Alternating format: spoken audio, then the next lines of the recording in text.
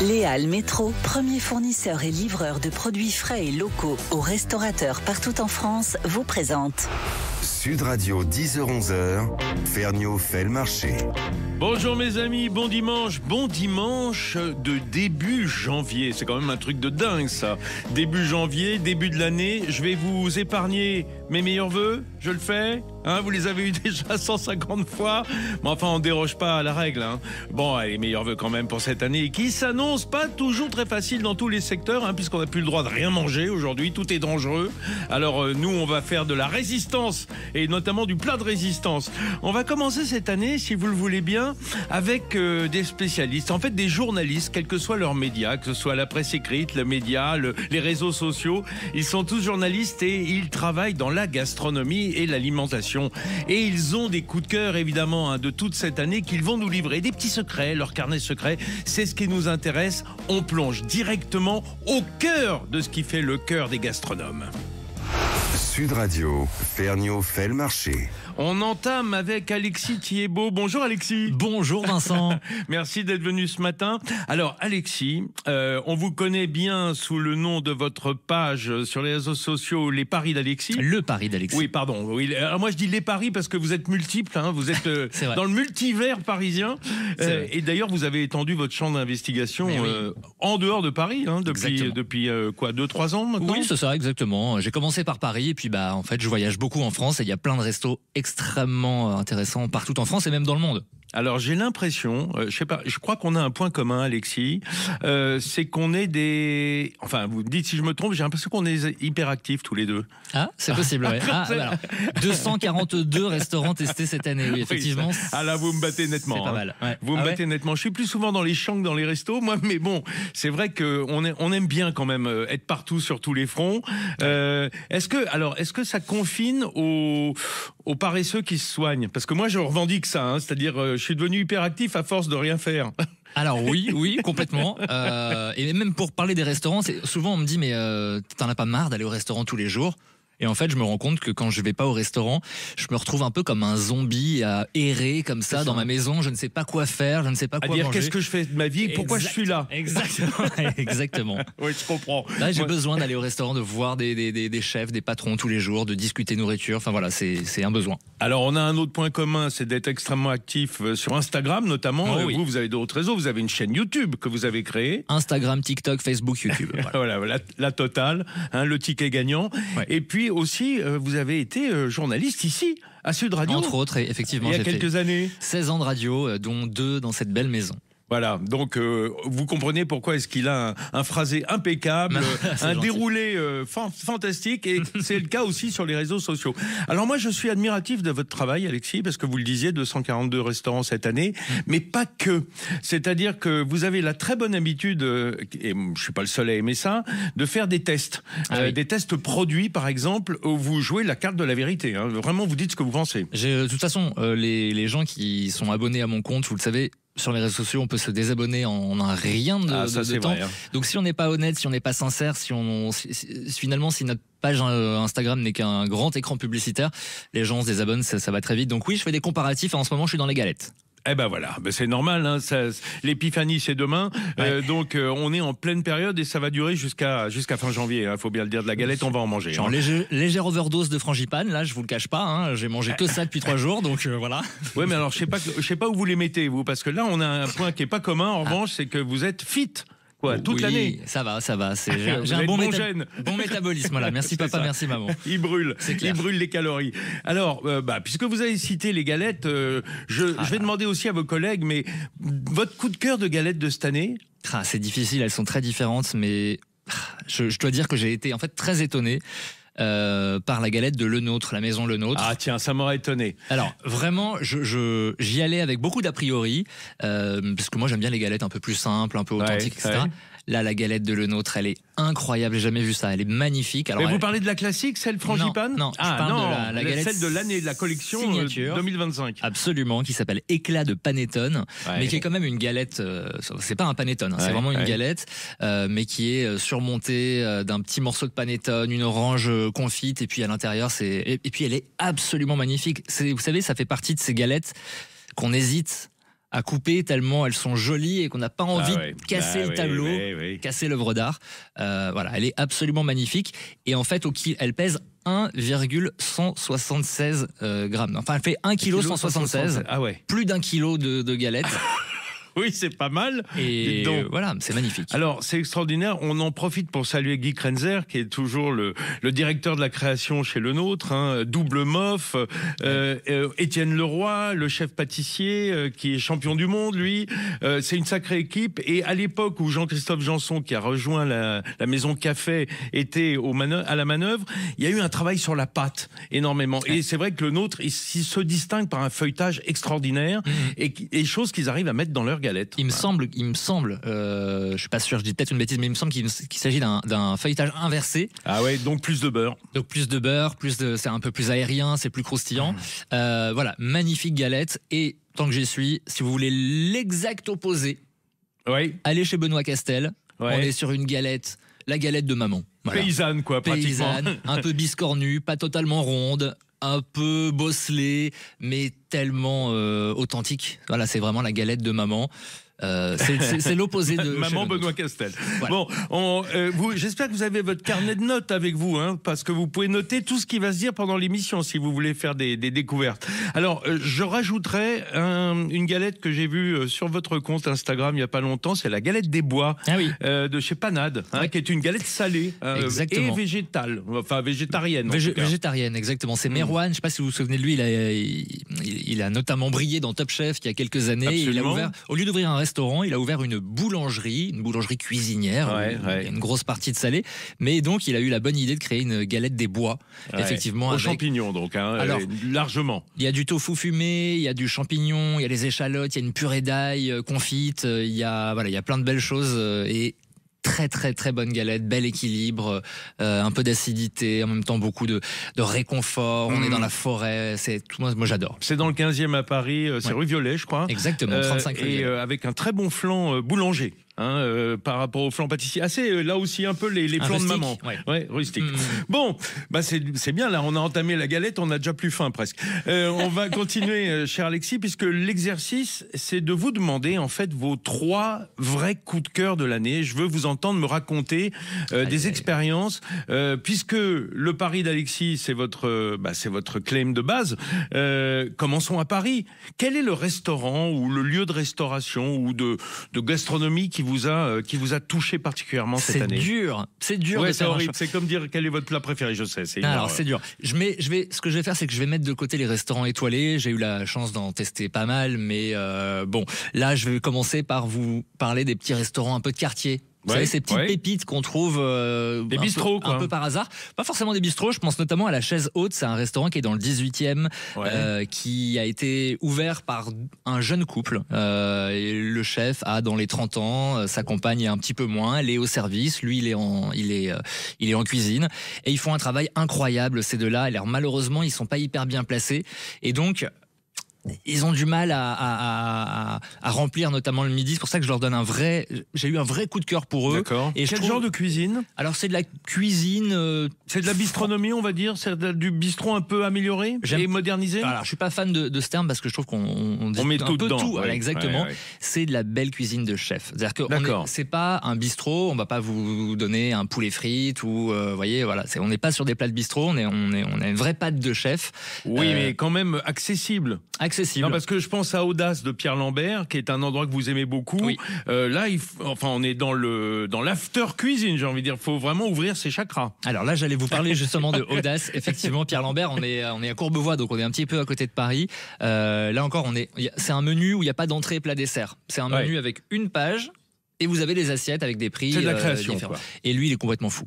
Il est complètement taré, il va vous apporter notamment... Non mais moi c'est ça que j'aime, c'est vraiment de me faire bousculer, de prendre des petites claques, de sortir de mes zones de confort et d'aller explorer des choses un petit peu étonnantes. Il y a une soupe de camembert au wasabi qui est incroyable, qui est totalement...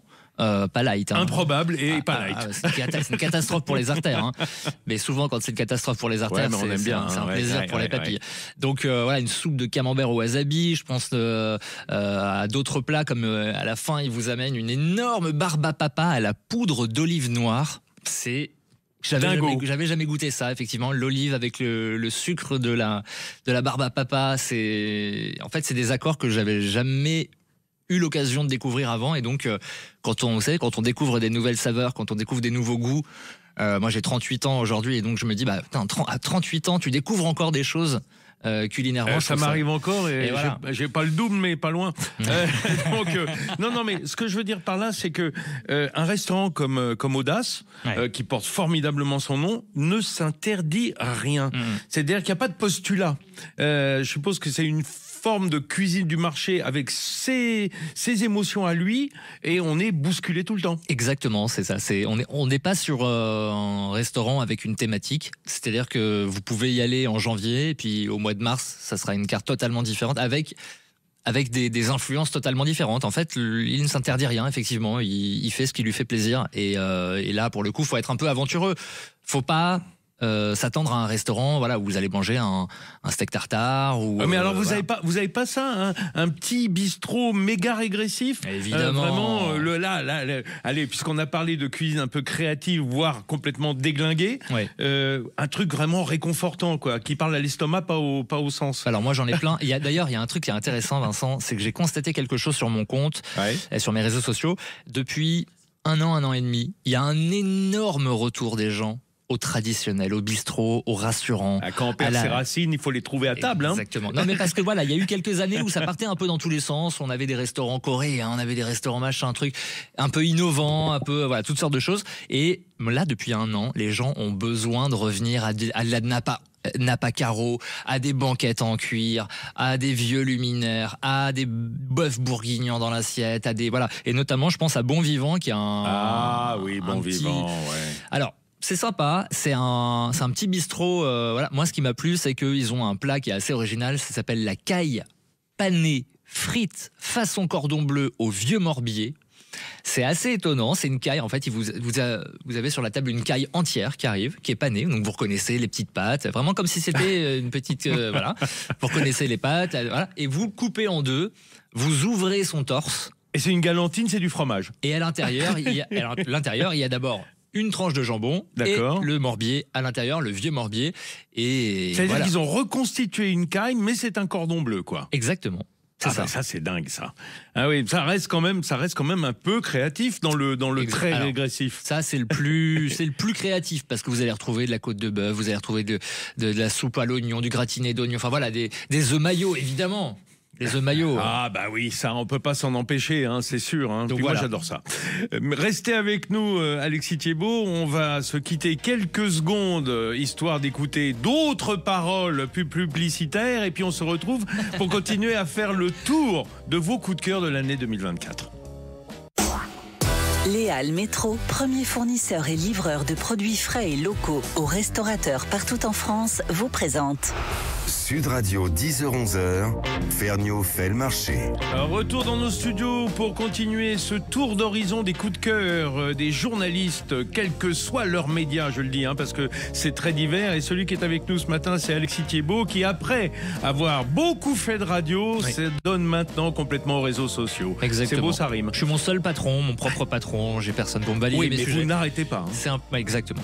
Non, parce qu'on ne se rend pas compte, mais c'est un vrai métier. Vous tournez tous les jours pratiquement, j'imagine. Ouais, je tourne, j'écris mes sujets, je pose ma voix off sur mes sujets. Effectivement, on n'est pas là à se rouler les pouces tous les jours quand on fait des réseaux sociaux. Et résultat, le pari d'Alexis, des millions de followers, en cumulé. Alors en cumulé, je viens de passer le 1 million d'abonnés il y a 15 jours. Voilà. C'est super et on vous félicite. Et moi, je suis très admiratif de votre travail, Vincent, parce que c'est très divers, très éclectique, mais toujours avec un sérieux de jugement, qui est évidemment complètement, on va dire, pas subjectif, mais en tout cas personnel, et incarné. Mais du coup, on s'y retrouve. Quand on vous connaît, on vous apprend au fur et à mesure de vos publications, et on se dit, oui, je suis d'accord avec lui, là-dessus, ou au contraire, là sur les kouign-amann, j'étais pas d'accord. Mais c'est pas grave, on va pas en parler. Okay. Non, voilà. Vous avez mis premier un kouign-amann que je n'aime pas beaucoup, que je trouve beaucoup trop compact, massif, mais bon, il y a du beurre, c'est sûr, mais bon. Mais c'est ce que je rappelle souvent dans mes contenus, c'est qu'effectivement, c'est mon goût. On a tous des goûts différents, et c'est ça qui est beau en fait dans la vie. Hein. C'est justement pour ça qu'il y a autant de restos et que chacun y trouve son compte. Alexis, c'est ça qui est beau. Voilà. On me l'avait pas fait depuis un petit bout de temps. Non, mais vous dites c'est ça qui est beau. Et moi, ça me sonne. Hein. C'est ça qui est beau. Voilà. Alors, Alexis Thiebaud, on va continuer puisqu'on était juste avant la pub avec du total régressif au bon vivant à Paris. J'aimerais qu'on voyage un petit peu parce que vous avez pris votre envol, vous avez quitté la capitale, vous êtes allé dans les régions et vous êtes même allé à l'étranger découvrir des restaurants. Et donc je me suis dit, il a sûrement des bonnes adresses de cuisine autres que la bonne vieille cuisine française. Alors oui, bien sûr, je vous invite à manger grec, mais on va rester à Paris. Ah bon ? On va rester à Paris, puisque à Paris se trouve le seul restaurant étoilé grec d'Europe, en dehors de la Grèce, évidemment. En Grèce, il y a de nombreux restaurants étoilés. Alors, je sais de qui vous allez me parler. En dehors de la Grèce, il y a un seul resto étoilé grec en Europe. C'est Mavromatis. Et j'ai eu un coup de cœur absolu pour ce restaurant et pour ce chef. Chef Andreas Mavromatis, et j'ai ma réalisatrice qui me fait signe. On l'a au téléphone, c'est ça ? Ah génial. Ah, super. Bonjour Andreas. Bonjour. Bonjour chef. Comment ça va ? Tous mes voeux, Andreas Mavromatis. Les amis. À la famille, à la famille, parce qu'il y a Andreas, mais il y a aussi son frère qui tient la société de traiteurs, hein. Oui, vos frères, oui, c'est vrai. C'est famille, c'est une affaire de famille. Ça, comme en Grèce, hein. On le sait bien.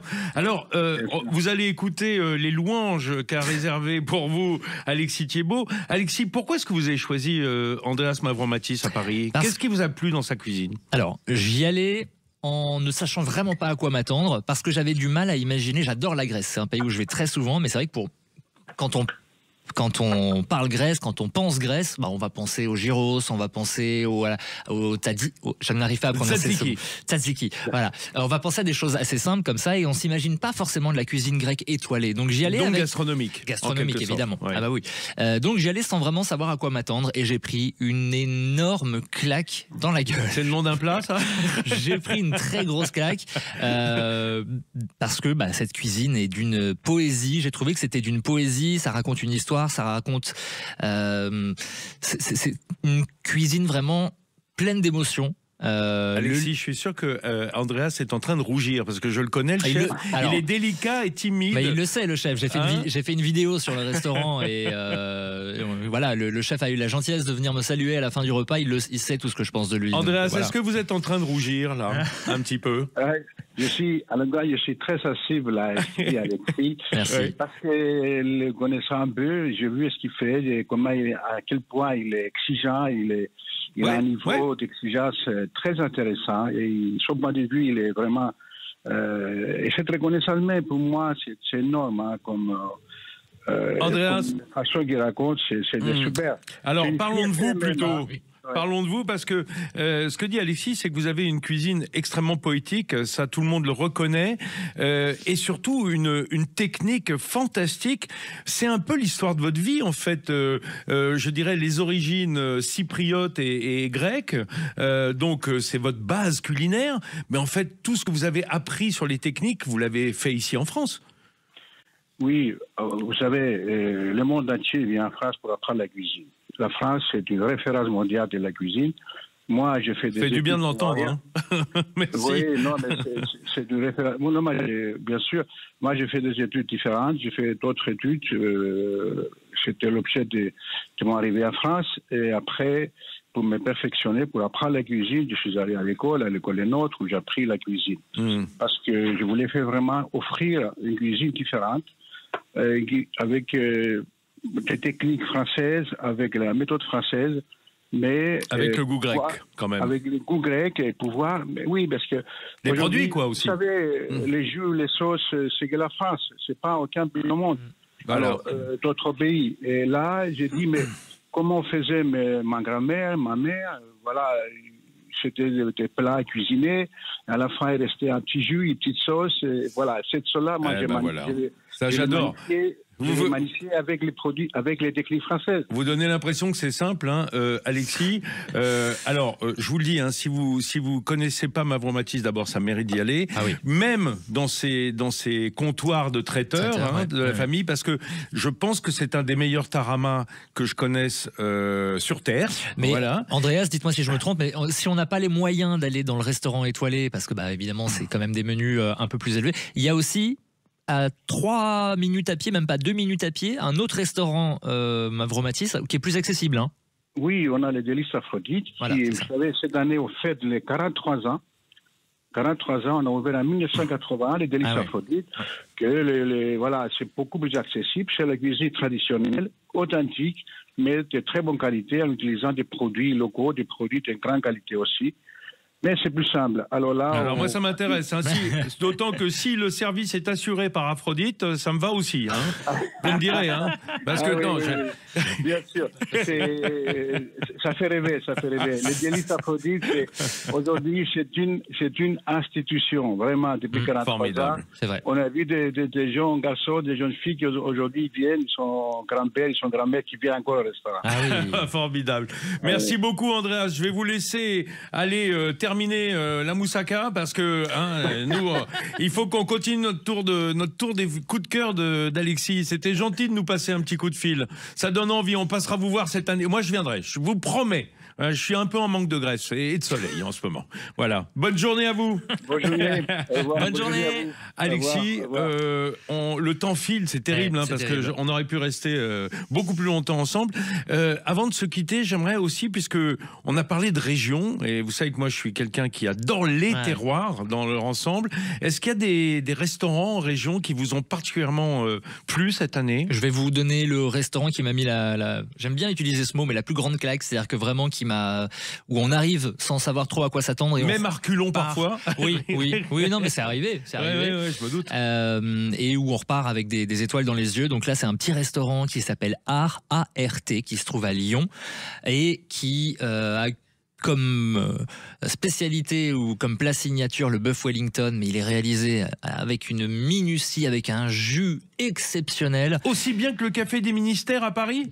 Ouais, enfin c'est des références, vous savez, en tout cas. Oui. Un bon repas, ça dépend pas forcément du resto où on va, ça dépend avec qui on le partage, ça dépend du service, ça dépend du cadre aussi, des prix. Le vin qu'on vous sert aussi, exactement. On peut le dire aussi. Et ben donc là, super carte des vins, le restaurant est magnifique. C'est 3 potes qui ont ouvert ça. Ils sont jeunes, ils sont talentueux, ils ont envie de faire les choses bien, et donc c'est des adresses qu'il faut souligner parce que quand c'est bien fait du début à la fin, que ce soit le sourcing, les produits, le service, les prix, voilà, ils ont vraiment. Alors là, je me la garde celle-là parce que, comme vous le savez, il y a le CIRA là, fin janvier, auquel évidemment je serai présent pour animer le Bocuse d'Or entre autres. Là, je vais passer chez Art. Hein. Ouais, allez-y, ART. Chez Art. Si on fait la liaison avec chez. C'est vrai. Allez, on a encore 1 minute et demie et peut-être un dernier bistrot de région comme ça. Parce que là, vous êtes à Lyon, vous êtes quand même chez vous. Ça, je trouve ça un peu exagéré. Vous n'avez pas pris trop de risques. Hein. Qu'est-ce que je pourrais vous évoquer? Alors moi, je viens d'une petite. Mes parents sont dans le Haut-Beaujolais. Donc on est à une demi-heure de Mâcon et on a un restaurant qui s'appelle Emma, E-M-A. Alors, est-ce qu'il y a un M ou 2 M? Disons que là, j'ai un petit doute. Enfin, on trouvera. Hein. Vous tapez restaurant dans le Beaujolais. Donc, on est sur le Haut-Beaujolais. On est près de.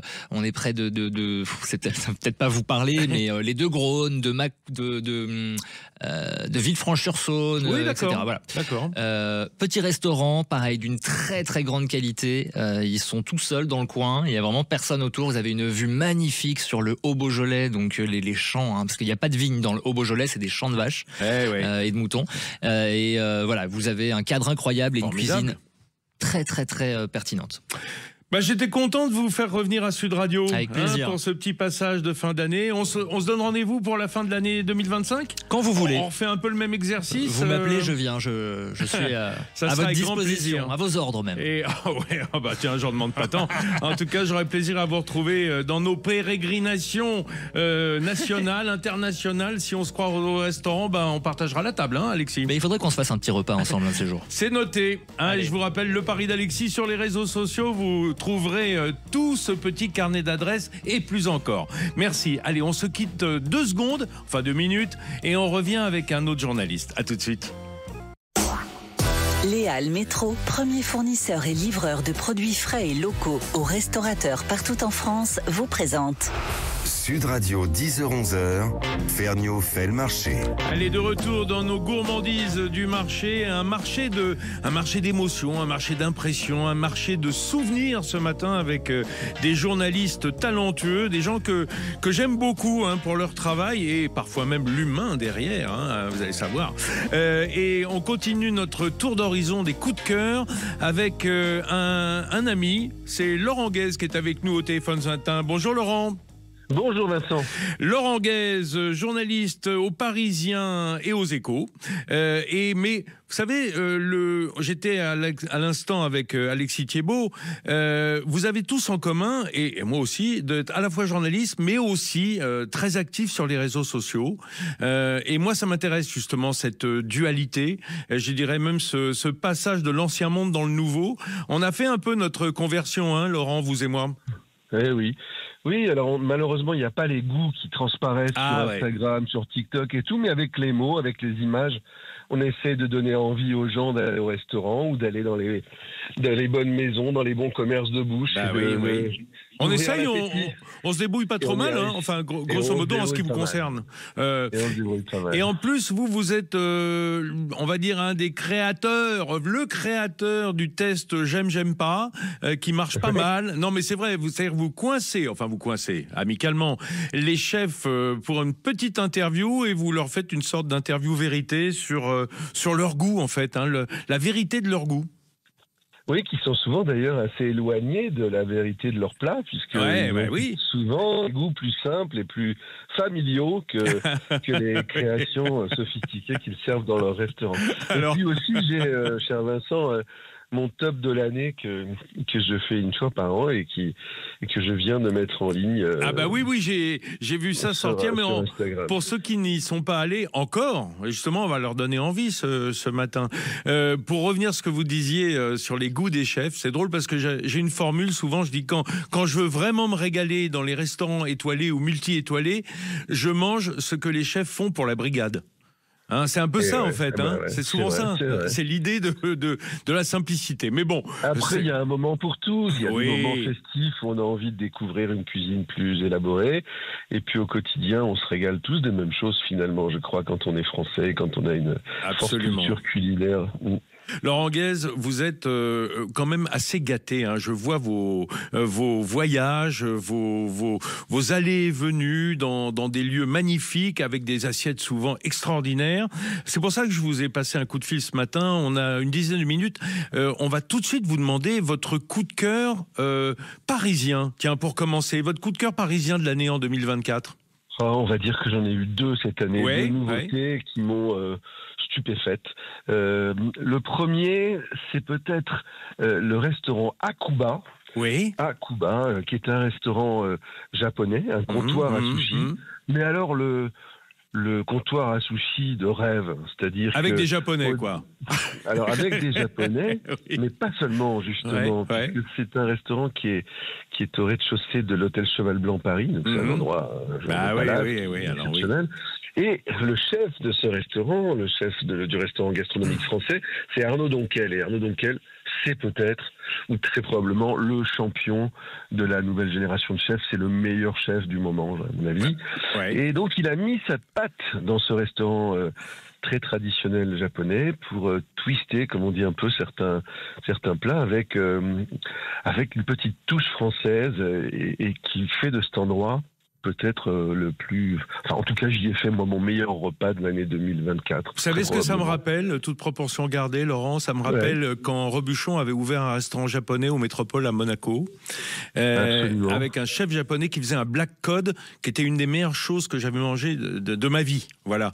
Et au fond, c'était... Laqué au miso, n'est-ce pas? Absolument. Et je dois dire que ces grands chefs, ces très grands chefs multi-étoilés français, surtout Robuchon était un amoureux du Japon, on le sait, il a été le premier promoteur de la cuisine française au Japon. Et bien, c'est un peu ce rapport qu'a Arnaud Donquel avec son chef aussi, j'imagine, de mentorat. Et puis aussi son chef pâtissier qui est peut-être lui aussi le meilleur chef pâtissier du moment, qui s'appelle Frédéric. Ah bah oui, qui lui Normand. Aussi a inventé des desserts merveilleux dans ce restaurant japonais. Et c'est vrai que pour nous Français, les desserts dans les restaurants japonais, généralement c'est le point faible. Et alors là, on finit en beauté un repas avec des créations extraordinaires. Des mochis normands, très bien. Ça a goûté absolument. Deuxième coup de cœur parisien, Laurent Guez. Alors c'est une très belle maison. C'est l'hôtel Baccarat à Paris. Ah oui. Baccarat, c'est une de nos marques patrimoniales de cristal. Bien sûr. Et à Paris, ils ont une espèce de boutique musée d'ambassade dans laquelle le chef Alain Ducasse a créé un restaurant à la fin de l'année dernière. Donc on a un endroit qui, franchement, est le meilleur de tous les mondes. C'est-à-dire qu'on a une grande cuisine française, une très grande cuisine. Et très contemporaine. Comme sait faire Ducasse. Ducasse a beaucoup évolué vers une cuisine un peu plus végétale, carrément, légumineuse et tout, avec un peu de viande et un petit peu de poisson, de pêche durable et tout. Et on est dans un endroit qui est à la fois branché et merveilleux. Donc on a un peu le bonheur des tables un peu à la mode et tout, mais où souvent on mange très mal. Et la qualité de la cuisine. Alors là, on est sur des additions qui sont élevées, je peux pas vous le cacher. Ça, c'est clair. C'est clair. Et puis, c'est absolument magique pour un événement, si on peut se l'offrir. Et le cristal brille, et donc ça fait évidemment monter l'addition. Ça, c'est nécessaire. Allez, on passe immédiatement à un coup de cœur en région, parce qu'on aime bien aussi nous se promener, notamment moi. Donc, j'aime bien un carnet d'adresses régionales. Alors là, c'est difficile de choisir, mais si je devais en retenir un, en tout cas sur la dernière période, j'ai eu un vrai coup de cœur pour Hugo Rollinger. Donc c'est le restaurant Le Coquillage à côté de Cancale, à Saint-Médard. C'est le fief des Rollinger, on le sait. C'est ça, c'était la maison. Les maisons de Bricourt, Voilà. Et c'est pas facile pour un fils comme ça quand son père était 3 étoiles. Et il a mis sa patte, il a mis son style. Il a toujours une filiation quand même sur cette cuisine de voyage et de la mer. Et un peu épicé également, un peu épicé, mais avec une maîtrise peut-être des épices un peu moins démonstrative que son père pour les connaisseurs. Et une cuisine qui est très liquide. On est devant l'océan. Et donc Hugo Rollinger cuisine très liquide, très iodé évidemment, avec une touche d'épices toujours bien choisie. Des goûts tranchés, vraiment maritime, quoi. Et on est dans un endroit qui est d'une cohérence totale. Il y a rien, il y a aucune fausse note quand on est dans ce genre d'endroit. C'est un bonheur. Ça, c'est un vrai coup de cœur. Quand on dit il y a aucune fausse note et qu'on est aussi difficile que vous. Enfin, je dis difficile dans le bon sens, en tout cas attentif. Je suis aussi très exigeant et très bon public. C'est-à-dire que quand les gens sont généreux, quand ils sont sincères, quand ils sont eux-mêmes, etc., je vais pas obligatoirement chercher la petite bête, pour être honnête. Très bien. D'autres de mes confrères auraient peut-être parfois tendance à faire. Sauf quand la petite bête est une crevette, par exemple une crevette grise. Ouais. Voilà, dans le coin. Enfin, bon, un petit bouquet. Ça, c'est le bouquet. Allez, pour terminer, Laurent, excusez-moi, je vous presse un peu. Je sais que vous voyagez aussi pas mal dans le monde. Qu'est-ce qui vous a ému cette année? D'où êtes-vous revenu en vous disant « Oh là, j'ai pris un truc fou, quoi ». Alors à Bangkok, c'est quand même un endroit extraordinaire pour manger, parce qu'il y a à la fois des très grands restaurants, puisqu'il y a une classe de riches incroyable à Bangkok, mais c'est pas ça qui m'a le plus impressionné.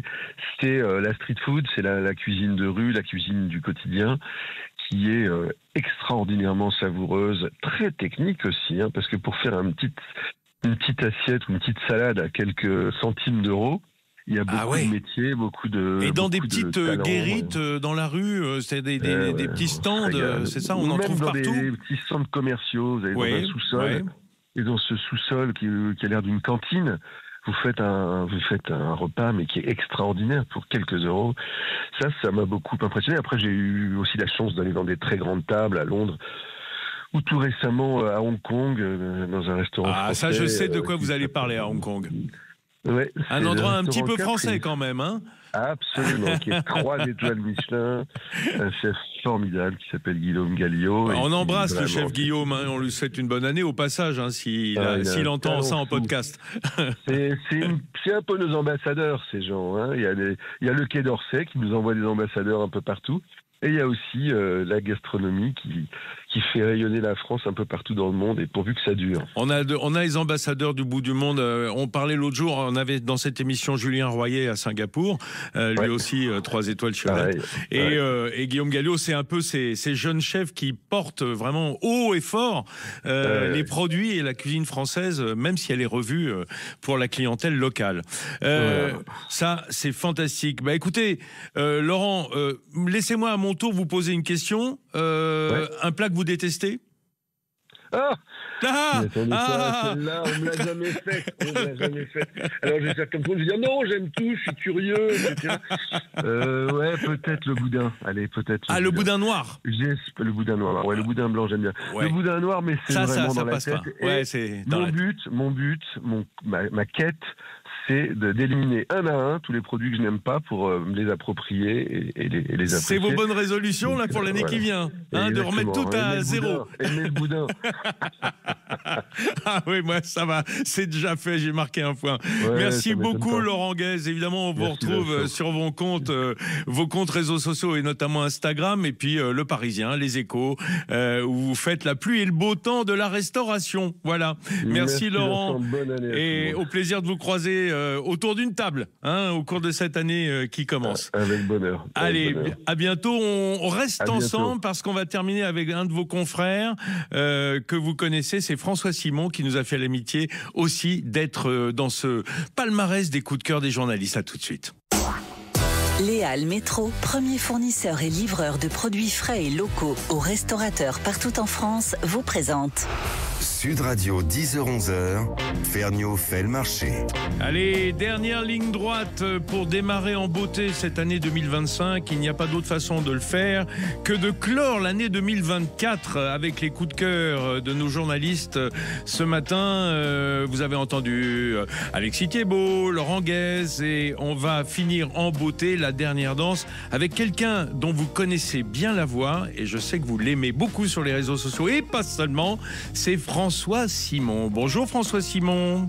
Bonjour Vincent. Merci d'être avec moi ce matin, avec moi et avec tous les auditeurs qui seront ravis de vous entendre. Alors, avant de plonger à corps perdu dans vos expériences gustatives, parce que vous publiez beaucoup sur Instagram notamment, j'ai envie de dire que pour ceux qui ne connaîtraient pas votre personne, vous avez quelque chose à votre palmarès d'exceptionnel, parce qu'on est, nous ici évidemment, à la radio, dans une radio qui désormais, c'est la plupart des radios, est filmée, et vous avez fait l'invention de la chose inverse. Vous avez fait de la télé non filmée, en définitive. C'est-à-dire que nous, c'est de la radio où on nous voit, et vous avez inventé la télé où on ne vous voyait pas. Voilà. En fait, pour vivre heureux, comme vous le savez, cher Vincent, il faut vivre caché. Et aujourd'hui, alors que tout le monde apparaît, le grand luxe, c'est de disparaître. Alors, je dirais que le vrai grand luxe, c'est de savoir quelle tête vous avez. Et on se pose la question, on est certain à vous connaître de visu, et on se dit, mais pourquoi est-ce qu'il a fait ça, François? Pourtant, il est plutôt beau gosse, un beau garçon.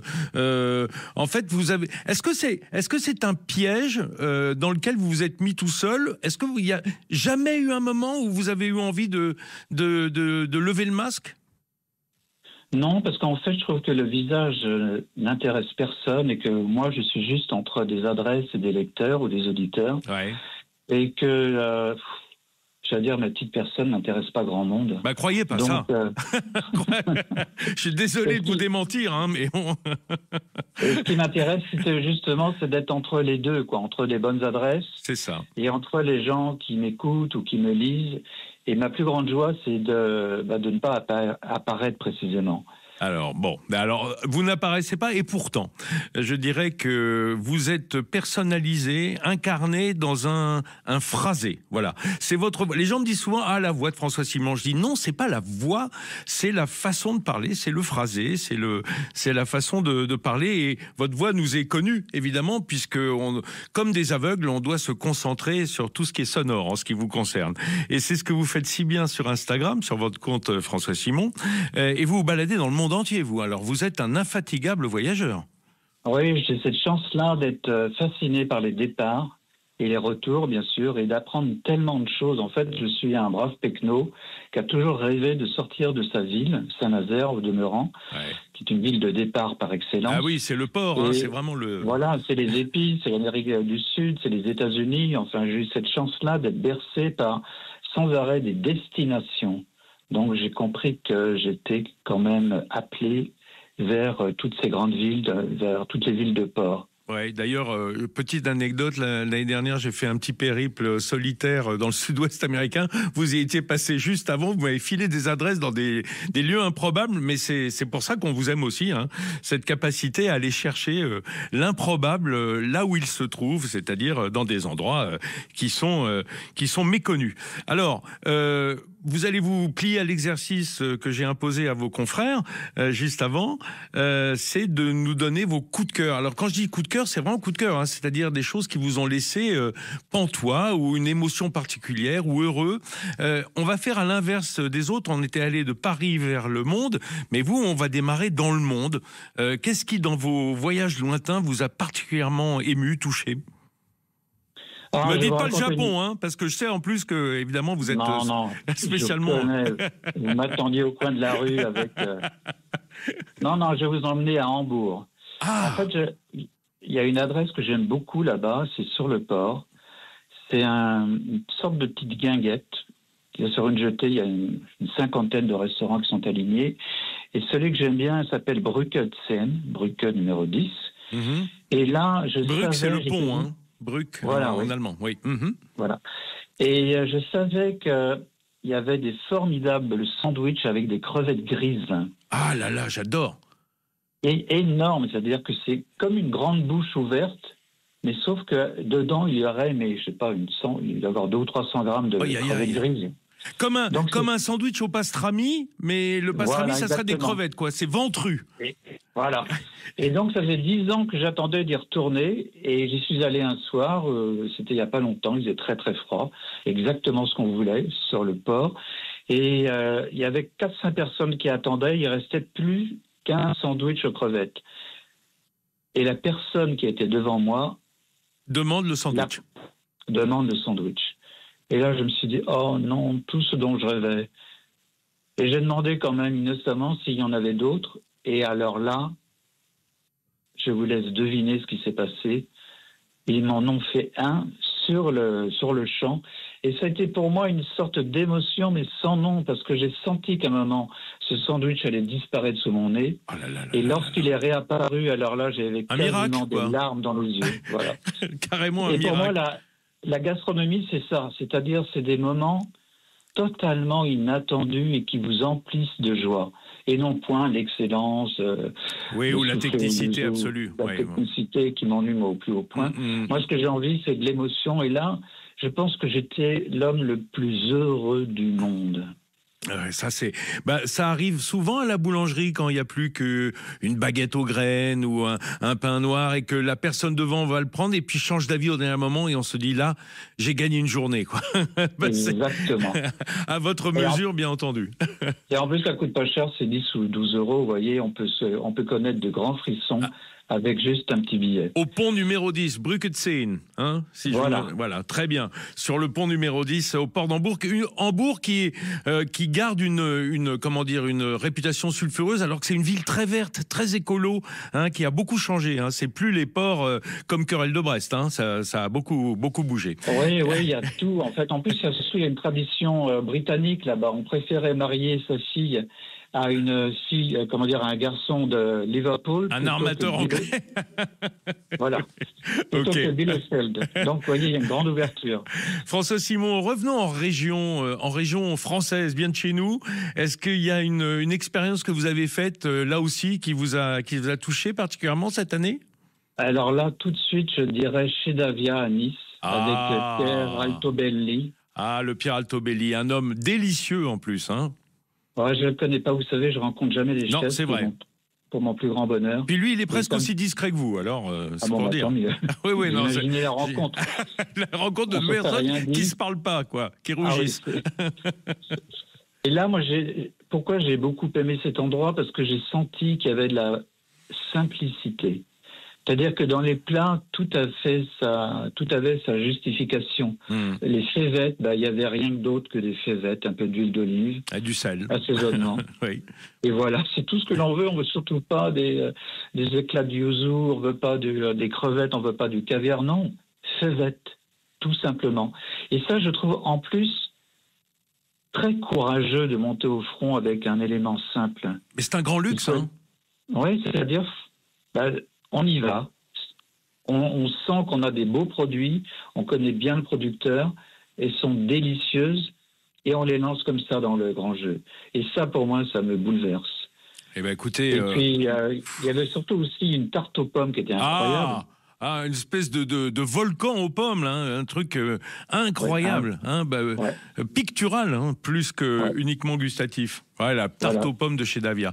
Eh ben, on embrasse Pierre Altobelli et tous les Niçois d'ailleurs, pour cette cuisine nissarte qu'on aime tellement quand elle est respectée. Ça me fait plaisir que vous ayez parlé de ce lieu. J'y avais été déjeuner avec Jacques Maximin, très grand chef de la région. Voilà, c'est lui qui m'avait fait découvrir l'endroit d'ailleurs. Allez, il nous reste 1 minute, mon cher François Simon, pour un restaurant parisien. Je sais que vous traînez pas mal vos guêtres dans Paris également. Oui, alors j'ai beaucoup aimé Polonia, dans le 20e arrondissement, rue des Vignoles. Ouais. C'est des anciens de chez Passard. Et là, pareil, j'ai été touché par la simplicité, enfin, façon de parler, parce que c'est des plats qui sont quand même vachement travaillés. Mais j'aimais bien l'allant. C'était un élément fondamental pour moi dans un plat. Il faut que ça bouge. Il faut qu'on sente que ça a été versé depuis la casserole ou depuis la poêle. Et ça, pour moi, c'est capital. Vous voulez que ce soit vivant, quoi. Oui, exactement. Et puis, vous vouliez une galette des rois, c'est ça? Oui, j'aimerais bien, puisque c'est demain l'épiphanie. Alors là, mon adresse qui me fait vibrer de bonheur s'appelle Rayonnance. Oui. Et c'est rue de Maubeuge, au numéro 17, et c'est 2 japonaises. Voilà. Bien sûr. Les japonaises sont dans vos vies, Et là, croyez-moi, quand elles s'attaquent à un Saint-Honoré ou à une Forêt Noire, là, on se dit respect total. Oui, parce que vous savez comment sont les Japonais. Quand ils font quelque chose, ils le font généralement mieux que les autres, parce qu'ils s'y adonnent totalement, Et en plus, ils sont gentils, ils sont humbles, rien que d'en parler, je perds les mots, ce qui est très bon signe. Eh bien, écoutez, je vous invite, c'est rue de Maubeuge, vous m'avez dit, Oui, voilà, numéro 17. J'aime bien l'idée du Japon rue de Maubeuge, c'est un raccourci quand même extraordinaire. Voilà. Quand on a été à Maubeuge, on comprendra qu'il n'y a pas beaucoup de choses japonaises. Voilà, mais j'adore aussi les Hauts-de-France. Merci beaucoup François Simon d'avoir été avec nous pour vos coups de cœur. Moi, j'ai envie de vous donner rendez-vous l'année prochaine pour suivre vos aventures. Moi, j'aime bien ce petit panorama de vos émotions. Et oui, et peut-être à travers votre voix, on perçoit un petit peu votre faciès. Allez savoir. Bonne année à vous. Voilà, les amis, j'espère que vous avez eu le temps de noter ces bonnes adresses, excellentes adresses du carnet intime de chacun de mes invités. D'ailleurs, si vous n'avez pas eu le temps, vous pourrez réécouter en podcast sur Sud Radio ou regarder sur notre chaîne YouTube.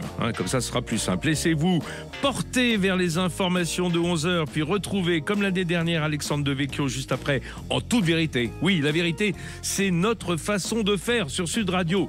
N'en déplaise aux menteurs. Oui, il y en a, mais je ne donne pas les noms. De toute façon, on n'a plus le temps, la liste est trop longue.